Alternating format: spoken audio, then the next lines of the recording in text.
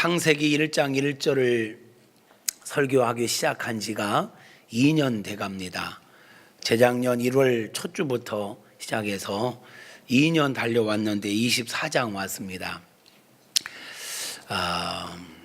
한번 따라서 할까요? 우리를 구원하시기 위해 이 땅에 초림하신 예수님의 은혜에 감사합니다. 우리를 천국으로 데려가시기 위해 이 땅에 다시 오실 예수님을 환영하며 기다립니다. 예수님만이 구원자 되심을 증거하며 살겠습니다. 네, 이 세 가지가 대림절 기간을 보내면서 우리가 가지고 살아야 될 자세입니다.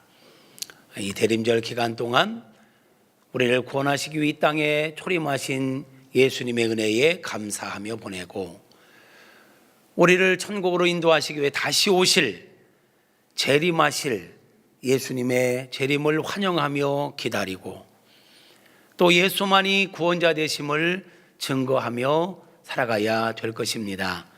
그렇게 살아가는 저와 여러분 되어지기를 축복합니다. 할렐루야. 2주 전에는 가장 좋은 것을 주시는 하나님이라는 제목으로 하나님의 말씀을 보았습니다.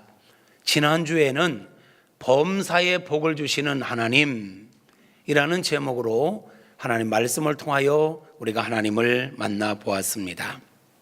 오늘은 가장 좋은 것을 주시고 범사에 복을 주시는 그 하나님의 은혜와 사랑을 받아 누리며 살기를 소망하는 우리가 어떻게, 어떠한 자세로 살아야 될까? 하나님은 지금도 우리에게 가장 좋은 은혜를 베풀어 주고 계시는데, 하나님께서 베풀어 주시는 은혜가 내게도 은혜가 되려면 우리가 어떻게 살아야 할까? 어떤 자세로 살아야 할까에 대하여 오늘 본문을 중심으로 해서 아브라함과 아브라함의 종 엘리에셀의 모습 속에서 우리의 삶의 자세를 한번 찾아보려고 합니다. 우리가 잘 아는 것처럼 창세기 24장은요, 아브라함의 100세에 낳은 아들 이삭이 40세가 되었습니다.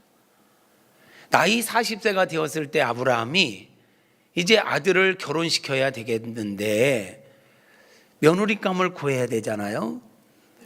신실한 노종 엘리에셀에게 너 가서 내 아들의 아내감을 좀 구해와라, 신부감을 좀 구해와라. 그런데 이 땅 가나안 땅에서 구하지 말고 내 고향으로 가서 신부감을 좀 구해와라.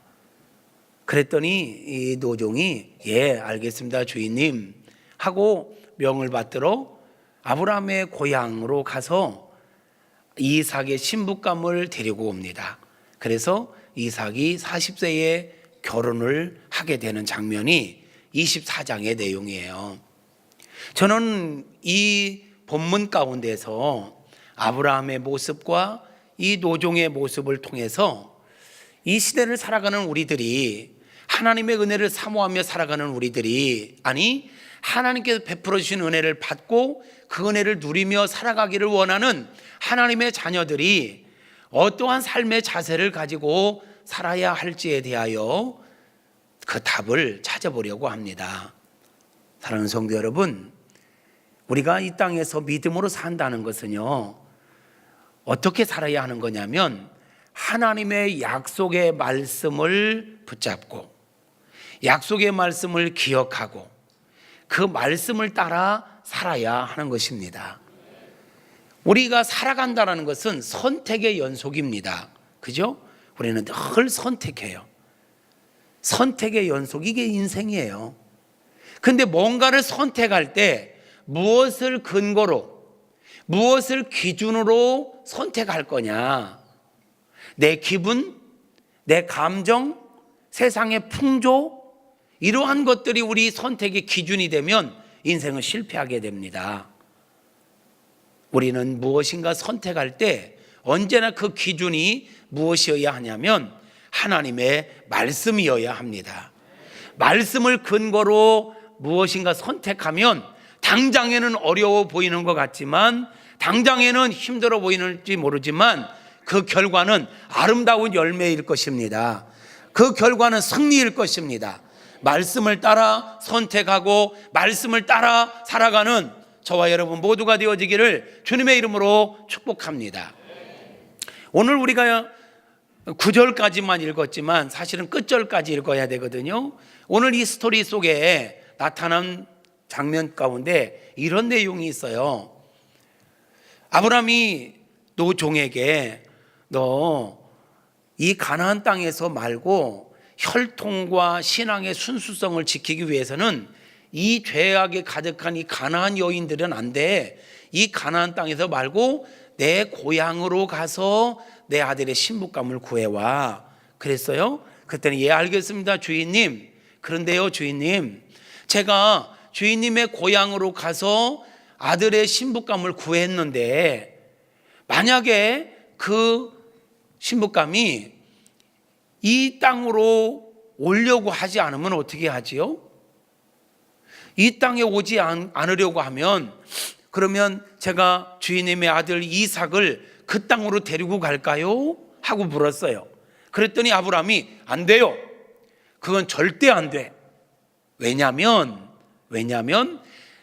65년 전에 하나님께서 나를 내 고향과 아버지 집에서 불러서 이 가나안 땅으로 보내실 때 나에게 하신 약속이 있어.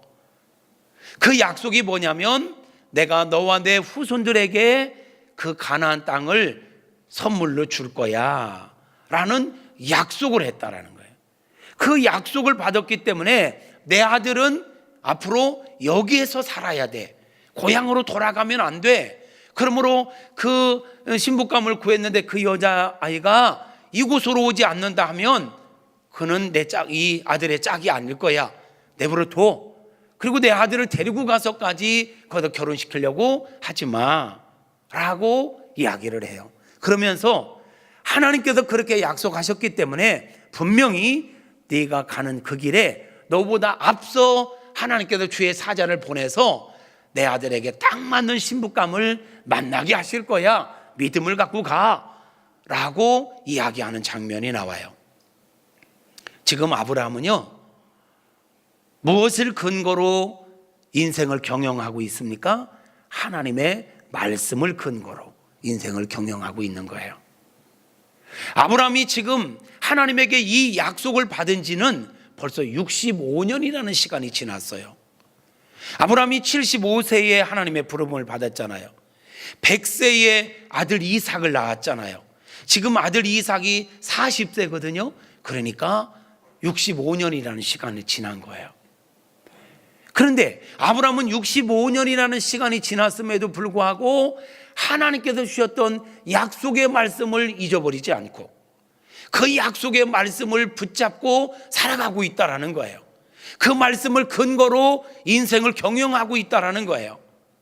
앞에 이 창세기 23장에서 사라가 죽었을 때 사라를 매장하기 위해서 해쪽 속에게서 땅을 사가지고 매장했잖아요.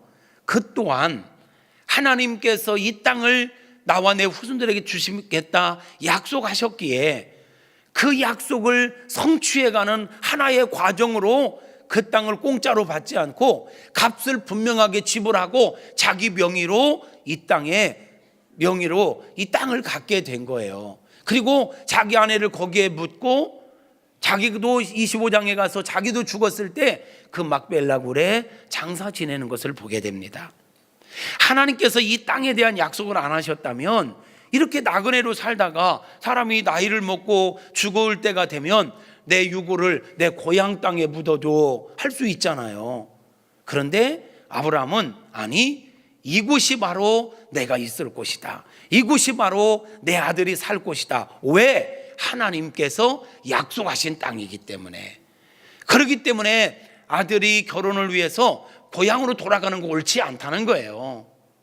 여러분, 다시 말하면 아브라함은 지금 무엇인가를 선택함에 있어서 기분을 따르지 않고 감정을 따르지 않고 세상의 풍조를 따르지 않고 하나님의 약속의 말씀을 따르고 있다라는 거예요. 하나님의 약속의 말씀을 붙잡고 살아갈 때 하나님 우리 인생을 책임져 주시는 줄로 믿습니다. 그 길은 형통한 길이 될 줄로 믿습니다. 그러므로 여러분, 우리 철저하게 약속의 말씀을 붙잡고 말씀을 따라 살아가는, 말씀에 이끌림 받아 살아가는 저와 여러분 되어지기를 주님의 이름으로 축복합니다. 할렐루야. 저도 분명한 하나님의 인도하심이 있어서 이 금왕 땅에 와서 교회를 개척하게 됐어요. 그러기에 지난 시간들 속에서 중간중간에 저를 청빙하고자 하는 교회들이 있었어요. 순간적으로는 가볼까? 솔직히 서울인데 훨씬 더 좋은 조건인데 훨씬 더 큰 교회인데, 그래서 조금 갈등은 했지만 하나님 앞에 기도할 때 하나님 주시는 마음은 내가 너를 부른 곳은 이곳이야. 아멘 안 넣은 곳이 가도 될 것 같아. 내가 너를 부른 곳이 이곳이야. 너에게 비전을 주었고 네가 앞으로 해나가야 될 비전까지 다 주었잖아. 그래서 그 하나님이 주신 그 말씀, 그 비전이 있기에 못 떠나는 거예요. 그래서 여기에 이 지역에서 뼈를 묻을 각오로 우리 부모님들 또 이쪽으로 아예 모시고 온 거예요. 장례해서 요거를. 왜? 여기 내가 뼈를 묻을 각오로. 그러니까 뼈를 묻을 각오로 목회를 하니까 온전하게 헌신할 수 있는 거고. 그냥 뭐 기회 봐서 어디로 점프할 생각하면 이 부모님을 이쪽으로 모시고 올 필요도 없고, 그리고 저 또한 이렇게 올인할 필요는 없지요. 목사만 그러면 안 됩니다. 우리가 무엇을 결정함에 있어서 하나님의 인도하심, 하나님의 약속하심, 하나님의 말씀을 근거로 하여 우리가 선택하며 나아갈 때 하나님께서 그의 걸음걸음에 복을 주십니다. 가장 좋은 것을 주십니다. 범사에 복을 주십니다. 할렐루야. 사랑하는 성도 여러분, 하나님의 말씀을 붙잡고 말씀에 근거하여 말씀에 이끌림 받아 살아가는 저와 여러분 모두가 되어지기를 주님의 이름으로 축복합니다. 할렐루야. 두 번째입니다. 두 번째로는 하나님의 사람들이 어떻게 살아야 할까요? 무엇을 하든지 내 경험을 앞세우면 안 됩니다. 내 상식을 앞세우면 안 됩니다. 내 기분과 감정을 앞세워도 안 됩니다. 언제나 하나님의 도우심을 구하며 하나님의 인도하심을 구하며 기도하며 살아야 합니다. 오늘 우리가 보고 있는 창세기 24장의 내용을 보면 지금 아브라함의 명령을 받고 엘리에셀은 아브라함의 고향 나홀 성에 이르렀습니다. 성 밖에 있는 우물물 곁에 앉았습니다. 그리고 그는 이렇게 기도합니다. 내 주인의 하나님 되신 여호와여, 내가 우리 주인의 명을 받들어 이곳에 아들의 신부감을 구하기 위해서 왔습니다. 근데 저는 좀 풀어서 이야기하겠습니다. 어떤 여인이 하나님 예비하신 사람인지 모르겠습니다. 이 땅 낯선 땅에 와서 누가 하나님이 예비하신 신부인지 내가 어떻게 압니까? 하나님 이렇게 했으면 좋겠습니다. 제가 알아듣기 쉽게 제가 필요에 의해서 기도하겠습니다. 하나님, 지금 보니까 시간적으로 이 성 안에 있는 여인들이 물 기르러 올 때네요. 여인들이 물 기르러 왔을 때 제가 그 여인에게 나에게 물 좀 달라고 하면 그 여인이 두말하지 않고 친절하게 나에게 마실 물을 주고 나서 내가 이야기하지 않아도 내가 이 낙타 10피를 가지고 데리고 왔는데 낙타에게도 마실 물을 주는 여인이라면 하나님께서 예비하신 우리 주인의 아들 신부감인 줄로 내가 알겠습니다. 하나님 그렇게 인도해 주세요 하고 기도를 했어요.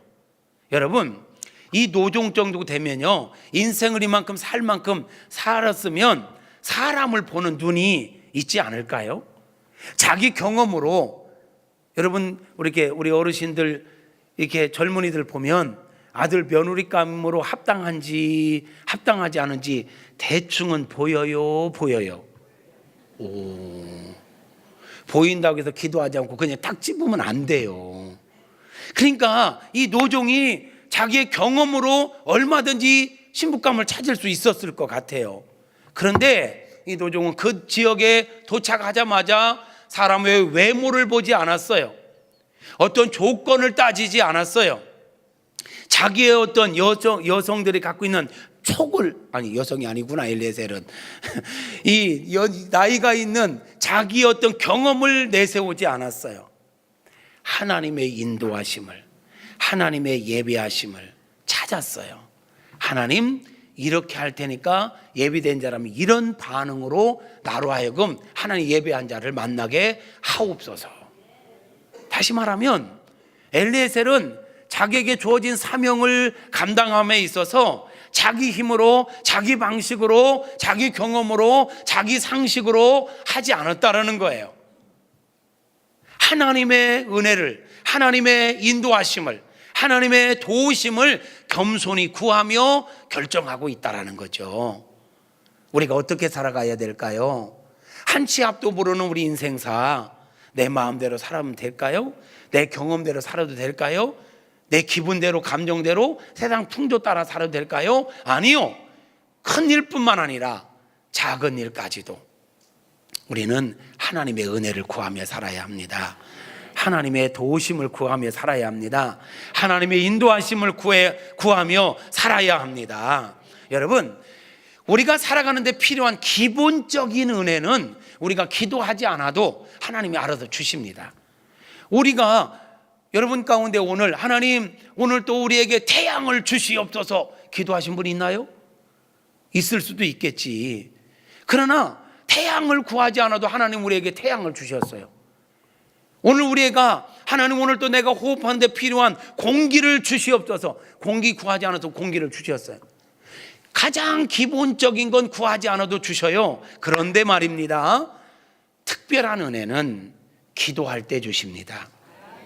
특별한 은혜는 기도할 때 주십니다. 그래야 우리가 교만하지 않고, 그래야 우리가 하나님과 관계를 맺고 주 안에서 강건하게 살아갈 수 있기 때문에 그렇습니다. 아멘.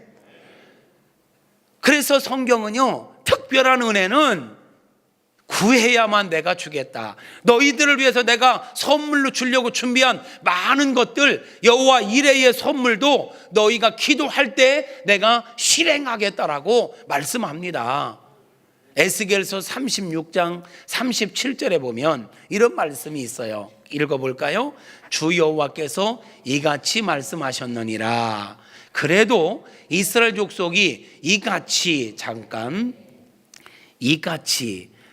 여호와께서 이같이 말씀하셨느니라. 그래도 이스라엘 족속이 이같이가 뭐냐면요, 이같이입니다. 이같이가 뭐냐면 37절 앞에 구절들을 봐야 나오는 거예요. 에스겔서 36장 1절부터 36절까지의 내용의 핵심은 뭐냐면 이스라엘에 대한 회복을 약속하고 있어요. 하나님께서 이스라엘 백성들을 회복시켜 주시겠다라는 거예요. 모든 부분들을 회복시켜 주시겠다라는 거예요. 회복을 주시겠다고 약속하고 있는 거예요. 그런데 하나님께서 37절에 와서 뭐라고 말씀하시냐면 주 여호와께서 이같이 회복에 대하여 말씀하셨다. 그래도 이스라엘 족속이 이같이 하나님의 계획대로 이 땅의 회복을 약속대로 자기들에게 이루어 주기를 내게 구하여야 할지라.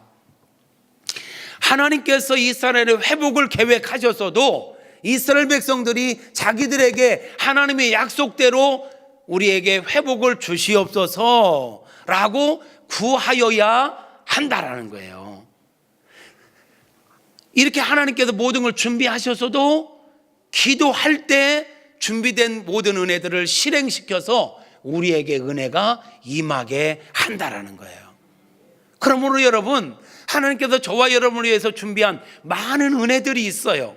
그 은혜들은 언제 우리 삶 속에 실행되어지느냐? 기도할 때 실행되어지는 것입니다. 그러므로 우리에게 기도하라는 거예요. 그래서 복음서에서는 찾으라, 구하라, 두드리라. 하나님이 예비하신 것을 부지런히 기도하면서 찾아내는 거예요. 두드리는 거예요. 할렐루야. 구하는 자가 얻게 되고 찾는 자가 찾게 되는 것입니다. 할렐루야. 그러므로 우리는 내 힘으로 살아가려고 하지 말고, 내 방법으로 살아가려고 하지 말고, 내 경험을 앞세우지 말고, 지극히 작은 일부터 큰 일에 이르기까지 하나님의 은혜를 구하며, 하나님의 사랑을 구하며, 하나님의 인도하심을 구하며 아멘 하시며 기도하며 삽시다. 기도는 특권입니다. 기도는 하나님의 자녀들에게 주어진 은혜의 특권입니다. 기도의 삶을 살아갈 수 있기를 축복합니다.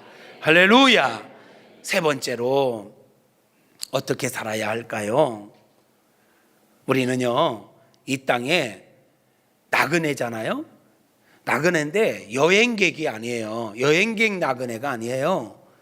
사람이 살아있다는 것은 곧 뭐가 있다는 거라고요? 다시, 살아있다는 건, 네, 하나님 우리를 놀이터로 보낸 게 아니에요. 사명을 주셔서 선교 현장으로 보내신 거예요. 사람이 살아있다는 건 사명이 있다는 거예요. 여러분, 사명을 가진 우리가 어떻게 살아야 할까요? 사람들은 어떤 갈등을 하면서 사느냐면요, 내가 하고 싶은 것과 꼭 해야 되는 것 사이에서 갈등을 하며 살아요.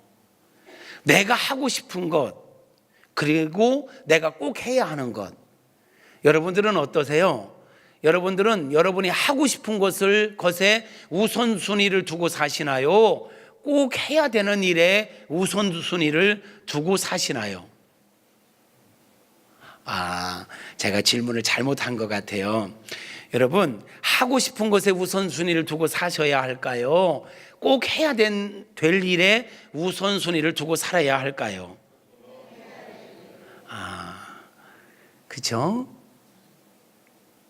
가장 좋은 건 꼭 해야 되는 일이 내가 하고 싶은 일이라면 최고야. 네, 그런데 그게 참 쉽지는 않아요. 우리 사랑하는 학생들이 앞에 앉아 있는데, 학생들이 하고 싶은 건 뭐예요? 놀고 싶어. 또 주일날 아침이면 자고 싶어. 장단 맞춰줘서 고마워. 이렇게 물어봤는데 공부요 해버리면 이게 안 맞는 거야. 학생들이 기본적으로 하고 싶은 건 놀고 싶고, 잠을 더 자고 싶고, PC방 가고 싶고. 그런데 하고 싶은 것으로 우선순위를 두고 살면 큰일을 못해요. 역사의 획을 그었던 인물들의 공통점을 찾으라고 한다면, 하고 싶은 것에 우선순위를 두지 않고 꼭 해야 되는 일에 우선순위를 두고 산 사람들은 획을 긋는 삶을 살았다라는 거죠. 우리도 마찬가지예요.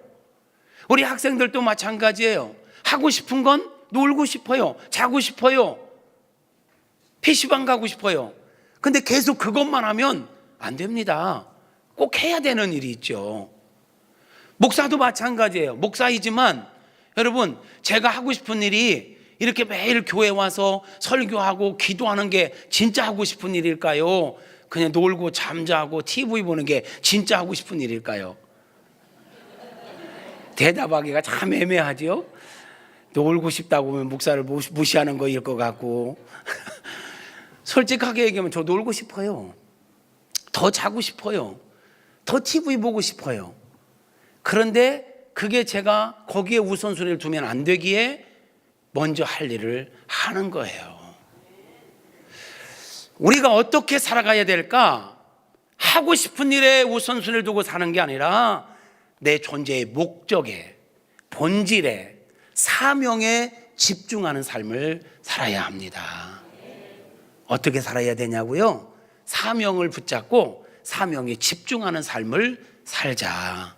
꼭 해야 할 일을 하고 나서 쉬어도 쉬고 놀아도 놀아야 된다. 어떤 근거냐고요? 엘리에셀의 모습을 보면서, 엘리에셀이 우물가에서 그렇게 기도했잖아요. 기도가 다 맞춰지기도 전에 한 여인이 왔어요.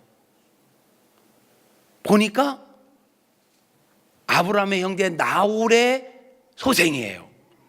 딱 준비된, 하나님이 준비한 여인이야. 딱 준비된 여인이 왔어요. 그래서 자기가 기도한 게 있잖아요. 나에게 물 좀 줘라. 내가 목마르다. 물 좀 마시게 해라. 그랬더니 리브가가 예, 물 드리지요 하고 친절하게 물을 대접해요.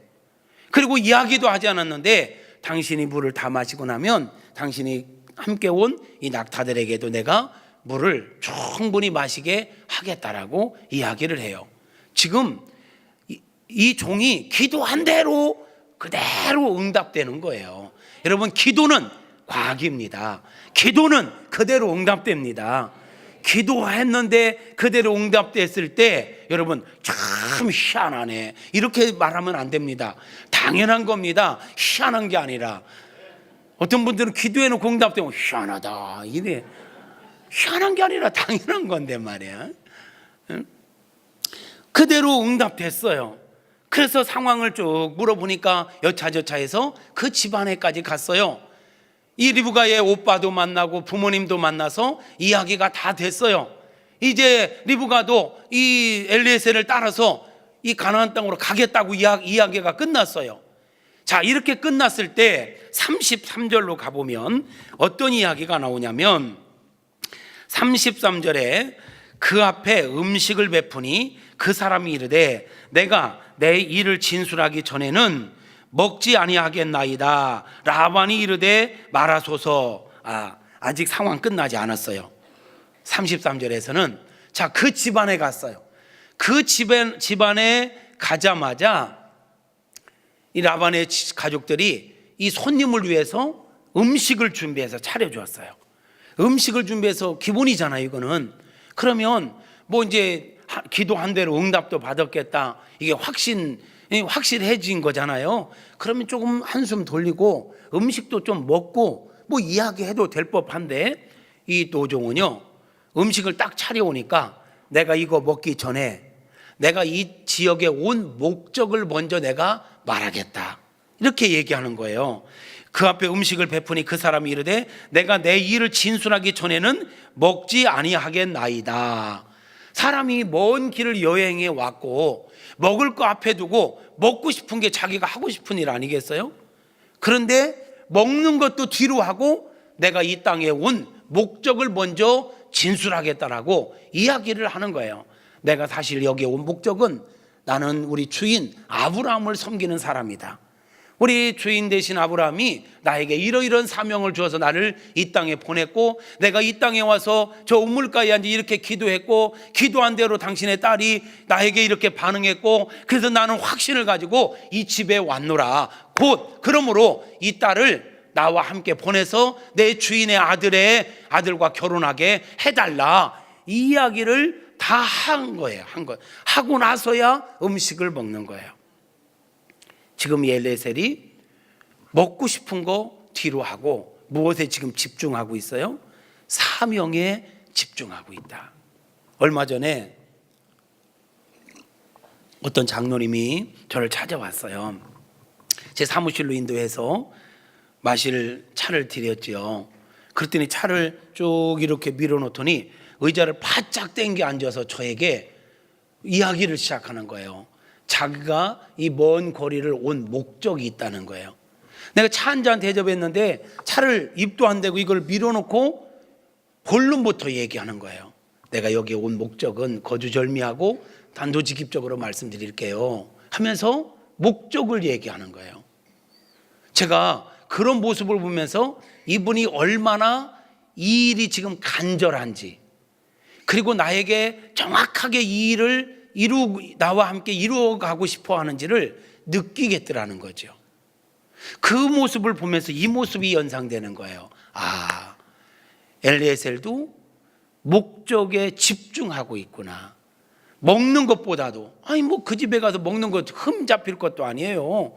먹을 수 있어요. 먹고 나서 얘기할 수도 있잖아요. 그런데 내가 여기에 온 목적을 진술하기 전에는 먹지 않겠습니다 하면서 이 사명의 본질에 집중하고 있는 엘리에셀의 모습을 보면서 우리가 사명을 이루어가는 삶, 사명자로 살아간다는 건 바로 이렇게 살아가야 되는 건데, 왜 많은 사람들이 믿음으로 산다, 사명으로 산다면서 이렇다 할 열매가 없을까? 아마도 사명에 집중하지 않기 때문은 아닐까? 너무 많은 것들에 기웃대면서 하나님께서 주신 시간과 기회들을 선용하지 못하고 시간을 낭비하기 때문은 아닐까라는 생각을 해보는 거죠. 여러분은 어떠십니까? 사명에 집중하고 있나요? 아니면 비본질적인 것에 너무 많은 시간과 너무 많은 에너지를 빼앗기고 있나요? 비본질적인 것 가지고 너무 많은 시간과 에너지를 빼앗기며 사는 사람들이 너무 많습니다. 오늘 예배에 우리 미국에서 지난번에 우리 오후 예배 때 설교하셨던 우리 심홍선 목사님과 심재원 사모님이 함께 하셨네요. 우리 목사님이 지금 연세가 80이시래요. 우리 사모님 75세 되신다고 했던 것 같고, 근데 이 연세에 그 저 먼 미국에서 우리나라 1년에 4차례씩 나와서 하나님 말씀을 전하고 계세요. 둘이 하나 되어라는 부부생활 세미나 또는 T라고 하는 성경 공부 세미나를 인도하고 계세요. 돈을 벌기 위해서 하고 있는 게 아니에요. 자비량으로 하고 계세요. 자기 돈 들여서 비행기 타고 오셔서 집중하시고, 우리 여기 한국 오시기 전에는 대만에서 세미나 하시고, 어제까지 여기서 하시고, 오늘 오후에는 또 밀양으로 가셔서 하시고, 부산으로 가서 하시고, 계속 이렇게 도우세요. 어제 우리 사역을 마치고 이동간에 제가 잠깐 여쭈었어요. 어느 지역에 가면 그 지역 관광하시나요? 한 번도 안 하셨다는 거예요. 연세 80에 사역도 하면서 그 지역에 가서 맛있는 것도 맛집 투어도 할 수 있잖아요. 어르신들 온천 좋아하시는데 온천도 하실 수 있잖아요. 그 지역에 뭐 관광도 잠깐 하실 수 있잖아요. 누가 뭐 그걸 뭐라고 합니까? 그런데 한 번도 안 하신다는 거야. 그럼 80 어르신이 이 먼 거리를 13시간씩 비행기 타고 와서 사역 집중해서 2, 3주 사역 딱 하시고 바로 그냥 또 미국 가시고, 바로 사역에 오직 집중. 그래서 어제 여기 아주 세계 3대 광천수가 있는데 온천 잠깐 하시자고요 그랬더니 안 하신다고. 뭐 바쁜 목사님 시간 뺏고 앉는다고. 참 이게 사역에, 사명에 집중하여 사시는 모습을 또 제가 보게 되었지요. 지난주에 노년이 멋지고 아름다운 인생이 되자라고 설교했잖아요. 우리 두 분, 우리 목사님 네 분을 보면 그 설교의 내용이에요. 80세, 75세. 근데 두 부부가 함께 세미나를 인도하세요. 얼마나 멋집니까? 같이 본인들이 갖고 있던 그동안 하나님 은혜로 받았던 것들을 모든 걸 다 흘려보내고 나누어주고, 하나님 부르시는 그날까지 이거 나누어주고 가려고 세계를 다니면서 이 사역을 하는 이 모습, 사명에 집중하는 모습, 노년이 얼마나 아름답고 영광스럽고 멋지냐라는 거야. 이렇게 살아가는 것이 우리의 비전이어야 합니다. 할렐루야. 성도 여러분, 어떻게 살아가야 할까요? 어떻게 살고 계신가요? 우리가 믿음으로 산다 하고 사명 따라 산다고 하지만 너무 비본질적인 부분들에 시간을 너무 낭비하고 있지는 않은지 말씀을 정리하겠습니다. 가장 좋은 것을 주시는 하나님, 범사에 복을 주시기를 기뻐하시는 우리 하나님, 그분이 베풀어 주시는 은혜를 내게 은혜로 이어지게 하고 내가 그 은혜를 누리며 살기 위해서 우리에게 필요한 게 무엇일까? 말씀을 붙잡고 말씀을 근거로 하여 매사에 선택하며 살아가자. 매사에 내 힘, 내 경험, 내 상식이 아니라 기도하며 하나님의 은혜를 따라, 하나님의 인도하심을 따라, 하나님의 도우심을 따라 인생을 경영하자. 비본질적인 것에 시간과 에너지를 너무 빼앗기지 말고, 그렇게 하기에는 너무 인생이 짧아요.